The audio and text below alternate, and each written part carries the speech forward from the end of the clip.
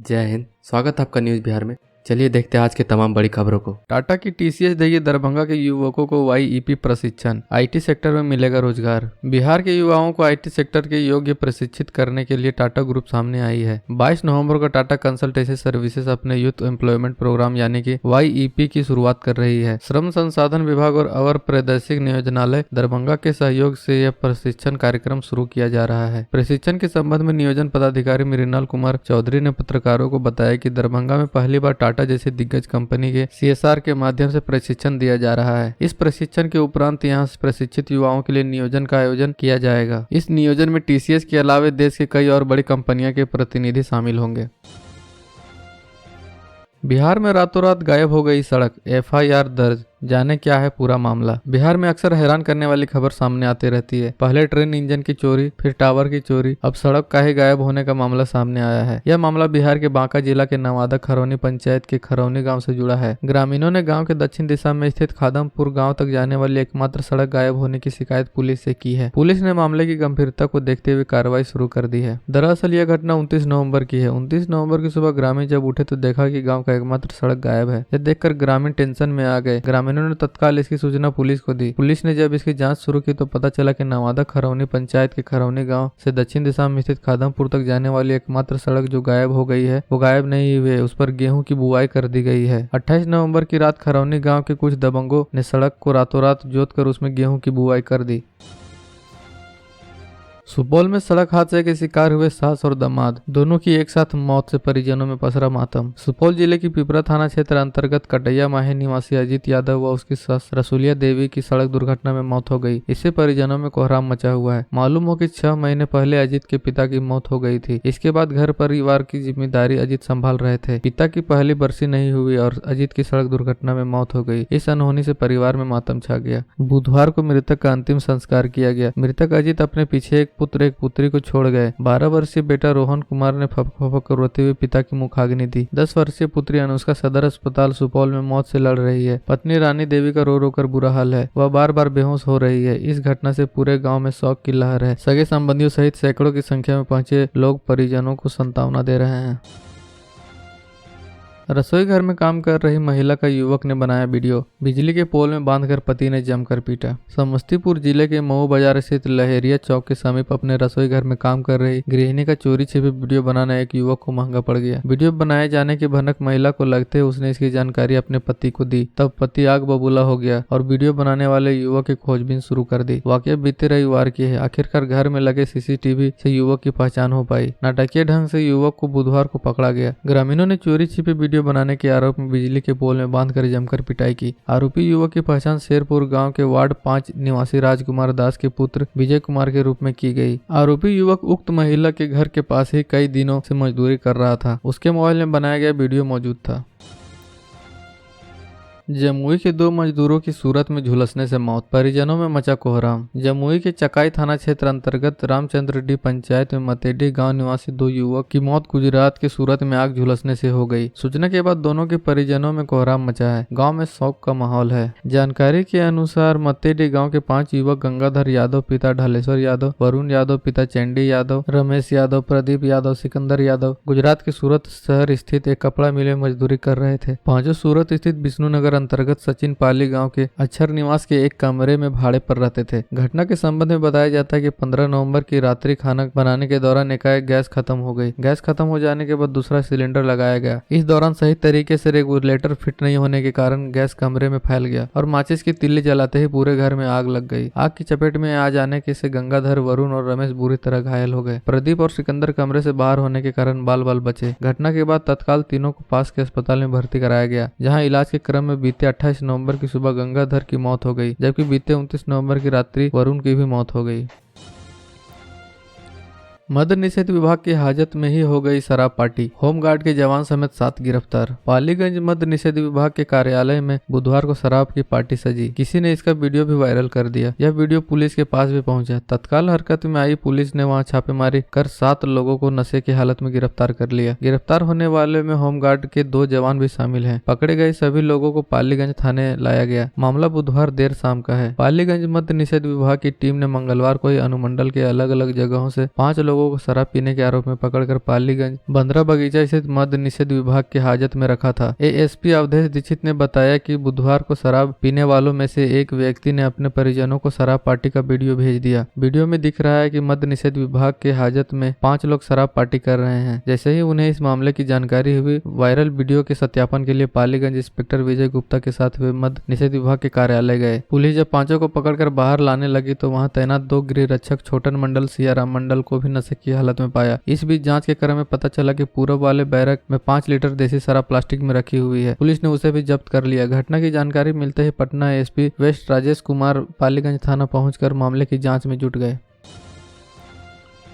बेगूसराय में चोरों का आतंक, 35 मिनट में गायब किया 65 लाख के अधिक का मोबाइल फोन। बेगूसराय में बेखौफ बदमाशों ने देर रात चोरी की बड़ी वारदात को अंजाम दिया है। नगर थाना से मात्र 200 मीटर की दूरी पर स्थित टुडे मार्केट में मोबाइल और घड़ी की बड़ी दुकान सिटी टाइम सेंटर का ताला काटकर नगद सहित 65 लाख से अधिक के सामानों की चोरी कर ली। घटना की सूचना मिलने पर पहुंची पुलिस दुकान एवं आसपास लगे सीसीटीवी कैमरे में कैद बदमाशों की पहचान में जुटी हुई है। पीड़ित व्यवसायी अयाजुर रहमान उर्फ उम्मीद ने बताया कि ग्रिल एवं शटर का 8 ताला काटकर रात में बदमाशों ने दुकान में प्रवेश किया। इसके बाद विभिन्न कंपनी के महंगे मोबाइल एक्सेसरीज तथा स्मार्ट वॉच एवं महंगी घड़ी लेकर फरार हो गए। उन्होंने बताया कि बदमाशों ने 50 लाख से अधिक का मोबाइल, 10 लाख का महंगा एक्सेसरीज, स्मार्ट वॉच एवं करीब 2 लाख नगद की चोरी की है। सभी सामान 2 बोरा एवं बैग में लेकर फरार हो गए, जो सीसीटीवी फुटेज में स्पष्ट दिखाई पड़ रहा है। बताया जाता है कि 2 बदमाश सड़क पर निगरानी कर रहे थे तथा 2 बदमाशों ने घटना को अंजाम दिया है। सुबह में जब दुकान खोला गया तो घटना का पता चला। इसके बाद व्यवसायी में कोहराम मच गया। तमाम लोग प्रशासनिक व्यवस्था पर भी सवाल उठा रहे हैं। लोगों का कहना है कि पिछले दिनों डीएम एवं एसपी के साथ जिला व्यवसायी महासंघ की बैठक हुई थी, जिसमें व्यवसायी और व्यावसायिक प्रतिष्ठानों की सुरक्षा को लेकर बड़े बड़े दावे किए गए थे। लेकिन इस बैठक के 24 घंटे बाद ही बेखौफ अपराधियों ने समाहरणालय, एसपी ऑफिस और नगर थाना से मात्र 200 मीटर के अंदर चोरी की बड़ी वारदात को अंजाम देकर तमाम प्रशासनिक व्यवस्था को चुनौती देकर पुलिस प्रशासन की नींद हराम कर दी गई है।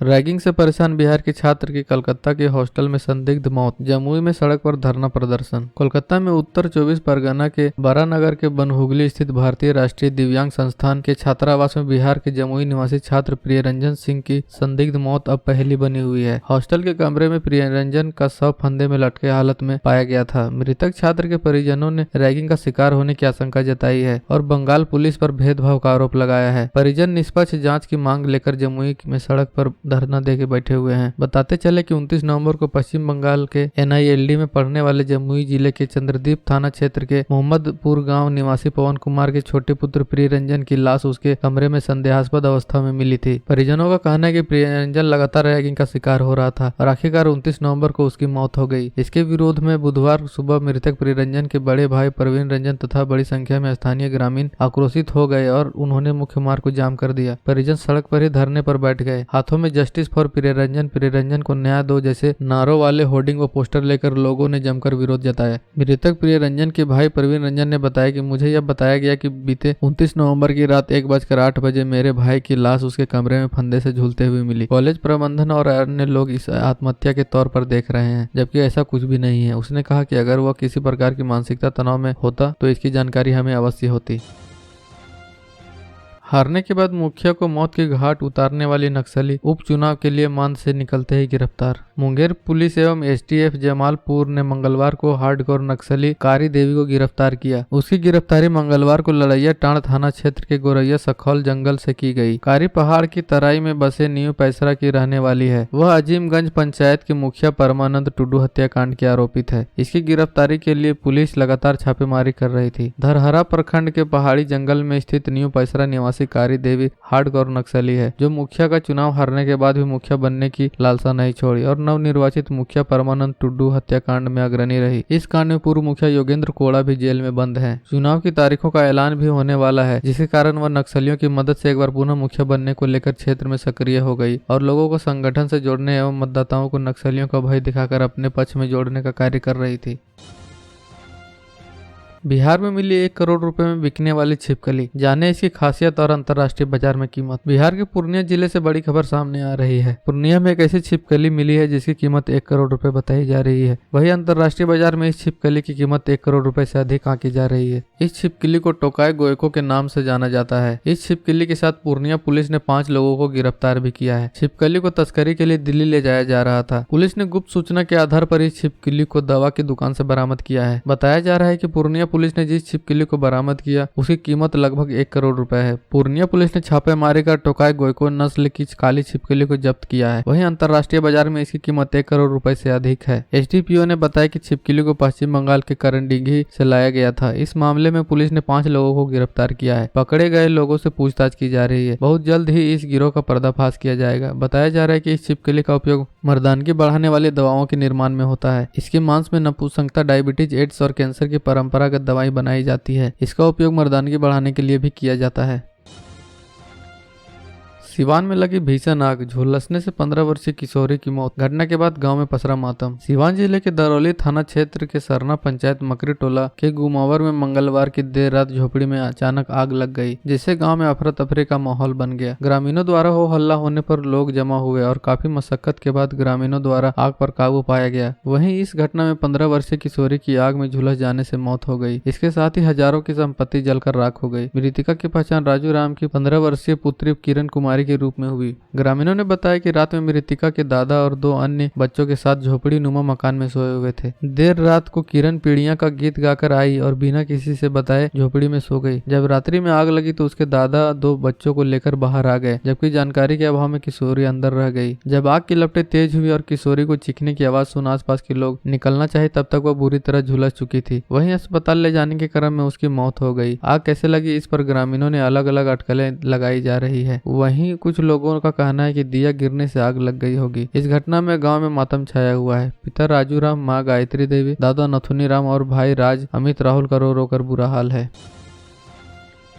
पूर्णिया में घूस लेते रंगे हाथों धराया दरोगा, निगरानी की टीम ने जाल बिछाकर पकड़ा, जाने मामला। पूर्णिया में पुलिस कर्मियों के ऊपर लगातार गाज गिर रही है, लेकिन अभी भी भ्रष्टाचार से मुंह मोड़ने को जिला के पुलिसकर्मी तैयार नहीं है। एसएसपी दयाशंकर व सदर थानाध्यक्ष संजय कुमार सिंह के ऊपर हुई कार्रवाई के बाद भी घूसखोरी के कई मामले सामने आ रहे हैं। अब एक बार फिर से जिले में तैनात एक दरोगा को रिश्वत लेते रंगे हाथ पकड़ा गया। मुफस्सिल थाना के एएसआई निगरानी के हत्थे चढ़े। मंगलवार को पूर्णिया के मुफस्सिल थाने में तैनात एएसआई लालजी राम निगरानी के हत्थे चढ़ गए। विजिलेंस की टीम ने उन्हें घूस लेते रंगे हाथ दबोच लिया। लालजी राम को एक पीड़ित के घर से ही पकड़ा गया, जब वो 10,000 रुपए रिश्वत के तौर पर ले चुके थे। मटिया चौक के पास ही निगरानी ने दरोगा को दबोचा। जानकारी के मुताबिक विजिलेंस की टीम पटना व भागलपुर से पूरी तैयारी के साथ आई थी। लालजी राम की शिकायत उनके पास पहले ही आ चुकी थी। केस कमजोर करने के एवज में पैसे लिए जाने की जानकारी सामने आ रही है। बिहार की ऐसी ही तमाम छोटी बड़ी खबरों को जानने के लिए चैनल को सब्सक्राइब कर लें और बेल आइकन भी प्रेस कर दीजिएगा, ताकि हर वीडियो का नोटिफिकेशन आपके फोन में पहुंच जाए।